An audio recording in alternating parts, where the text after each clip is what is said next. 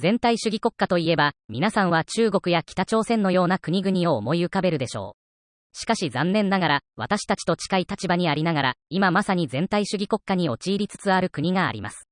オーストラリアです。オーストラリアに暮らす人々は、自宅からの外出を全面的に禁止されています。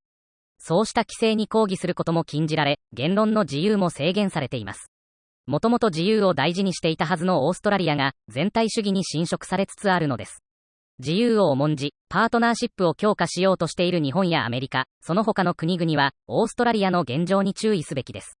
もしオーストラリアが中国のような全体主義国家になったら、オーストラリアは中国に対抗することができなくなってしまいます。自由主義に対する挑戦として、あるいは日本の安全保障上の問題として、こうした動向を見過ごすわけにはいきません。デイリーワイヤーの人気保守系コメンテーター、ベン・シャピロのニュースをご覧ください。Hey, this should scare everybody in the West. In Australia, the answer is literally all the freedom. Australia is a country of some 25 million people. The Australian COVID death rates, day on day, are like 3. Australia has been having about 3 deaths a day from COVID.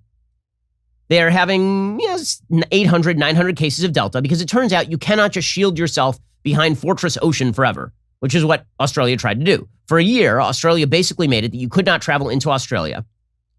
They basically tried to have a plague city, right? They were just going to cut off all outside contact with the outside world. And then one person entered with Delta, and now they have an explosion in new cases. By the way, they did not bother to get everybody vaccinated. In Australia, the number of adults, the percentage of adults who have been vaccinated in Australia is about 25%, about 1/4. So they have a huge unvaccinated, vulnerable population. So because of that, Australia has decided they're going to crack down. And when they say they're going to crack down, I mean they are going to crack down. So here is a little bit of tape from 9 News in Australia talking about the measures they are taking. This is full authoritarian lockdown with no limiting principle in sight. There's little sympathy for anyone ignoring the health orders, even this group of teenagers caught partying after dark at the bottom of the North Bondi Cliffs. Herded to higher ground by Polaire's spotlight and speaker, the 8 boys were placed in handcuffs and left to explain a $1,000 fine to mum.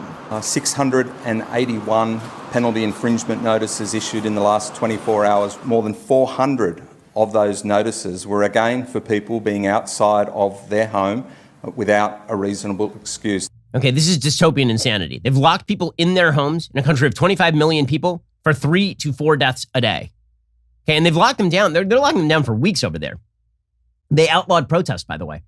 In fact, we were told yesterday on the program by a journalist from Australia that they have outlawed even saying things in favor of protest in Australia, because that would be promoting breaking the law. So what kind of tyranny are you willing to undergo in order to never get back to real life and avoid all risk forever?